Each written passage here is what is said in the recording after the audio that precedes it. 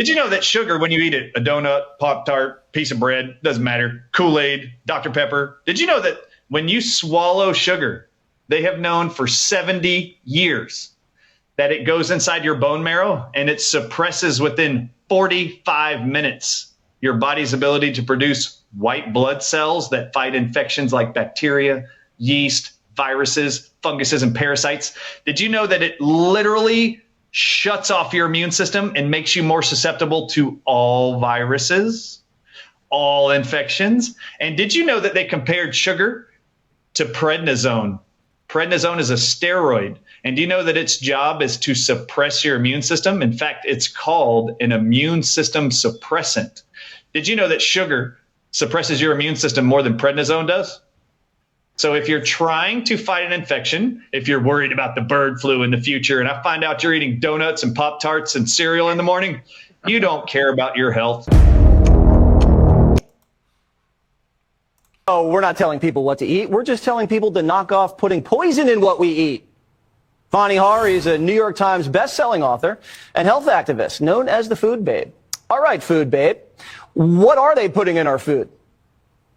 They're putting all kinds of chemicals that are banned and heavily regulated in other countries. American iconic companies are using ingredients that are safer and better in other countries while serving us the more toxic, poisonous version. We have the biggest cereal companies in the United States feeding our kids artificial food dyes that they don't use in countries like Australia, Canada, all of Europe, in India. It's a travesty that we allow our own American food companies to do this. And you can see what happened yesterday at the Senator Bernie Sanders hearing, how the FDA has been asleep at the wheel. They are not holding these food companies accountable. And it's activists like me that have to do this work. And it's really sad. Our politicians and our elected officials should be doing this work.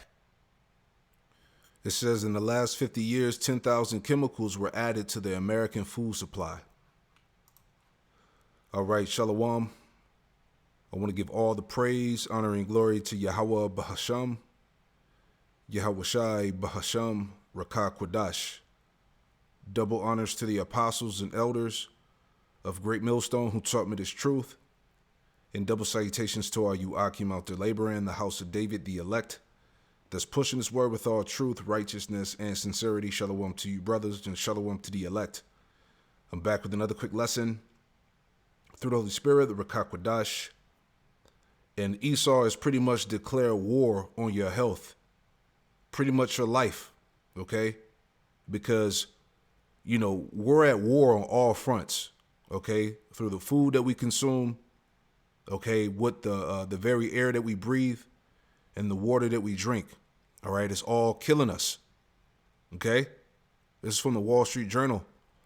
It says the mystery of what's causing young people's cancer leads to the gut, all right? It says obesity and alcohol consumption are first priorities for cancer researchers. Now, the thing is, we understand this, but the point is, what the fuck are we eating, man?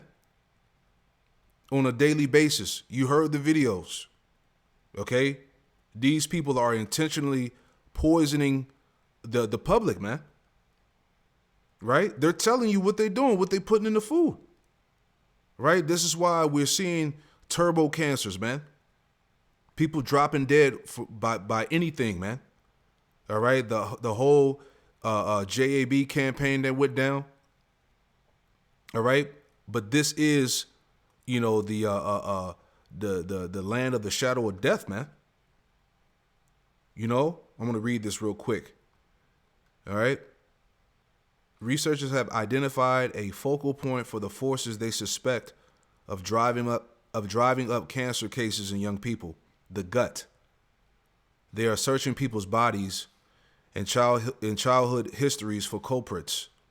Rates of the gastrointestinal cancers among people under 50 are increasing across the globe. Why? Because the food is not the same.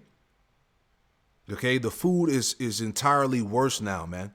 We talk about it all the time. Food is not the same now. The food that we eating now is not the same food that our parents and grandparents was eating, man.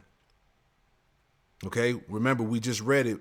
It said that in the last 50 years, 10,000 chemicals were added to the American food supply, and these politicians, They know it.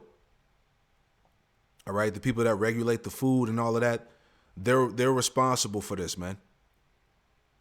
Okay. Esau is unaliving his people. All right. And you think that you think that your government has your best interests at heart. You better wake up. It says in the U.S., colorectal cancer is the leading cause of cancer death in men under 50, and second for women behind breast cancer. Each generation born since the 1950s has had higher risk than the one before, man. These are the times, man. So when I was looking at this, I'm like, man, there's no way that we would be able to continue to survive under this man's rule, man. That's why Yahweh Shai said if the days weren't shortened, right? Let me get that. Matthew 24 in verse 21, it says, for then shall be great tribulation, such as was not since the beginning of the world to this time, no, nor ever shall be. The point, verse 22, and except those days should be shortened, there should no flesh be saved. Right.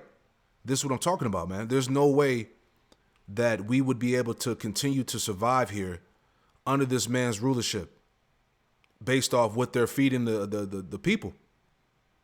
Okay. It's common knowledge now that this food is poison, that this food is set up to take people out, man. This is why you have to be extremely mindful of what you consume nowadays, man. Okay, because nothing is real, nothing is safe, nothing is really, beneficial anymore. All right, we're literally just eating to survive, man. There's no true nutrients in the food, minerals and stuff, things that's supposed to give the body health. All right. A lot of these foods are GMO, lab grown, fake food, man. All right. So like Yahweh Shai said, Matthew 24, verse 22, it says, and except those days should be shortened, there should no flesh be saved, man. Everybody would be dead out here, man. But for the elect's sake, those days shall be shortened. Right. So this is how you know in the spirit that, this destruction has to come. All right. Yahweh Shai has to be close based off what we see. All right. Young people dying faster. Cancer rates are exploding. And they're saying it all leads to the gut on top of the fucking toxic waste poison that we're consuming on a daily basis, man. So Esau's telling you right here. All right. Pure wickedness, man. Micah chapter 2, verse 10, it says, arise ye and depart, for this is not your rest. There's no way we're going to be able to survive here, man, too much longer. This is not our rest. This is the valley of the shadow of death. Because it is polluted, it shall destroy you, even with a sword of destruction. Right. Everything about Babylon, America is polluted. It's defiled. Okay. It was set up to destroy you. All right. And you got Jake fighting and voting and crying to remain in this shit, man. Right. Ecclesiasticus or Sirach chapter 10. In verse 3, it says, an unwise king destroyeth his people, but through the prudence of them which are in authority, the city shall be inhabited. And this is what we're talking about. Esau is that unwise king that destroyeth his people. All right.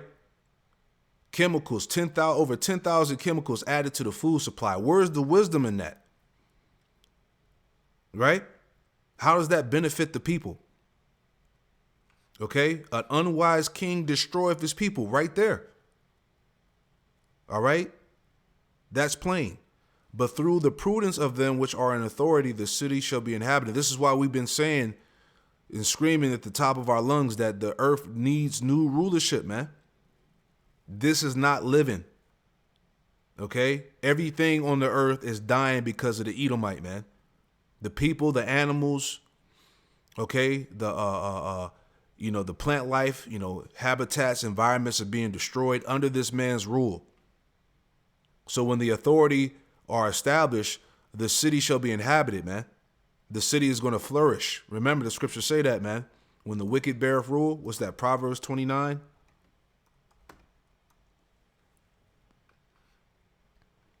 Proverbs 29:2, when the righteous are in authority, the people rejoice. That's when the city is going to be inhabited. But when the wicked bear rule, the people mourn, all right? The earth is in a state of mourning under Esau, man. All right? Young people are dying. People are dying younger and younger nowadays, man. And that's because of what? The food that they eating, all right? What we consume on a daily basis, the shit that they put in the air, all right? You had this whole mystery fog shit going on. This is all Esau putting, basically a biological warfare, man. Putting all types of shit in the air.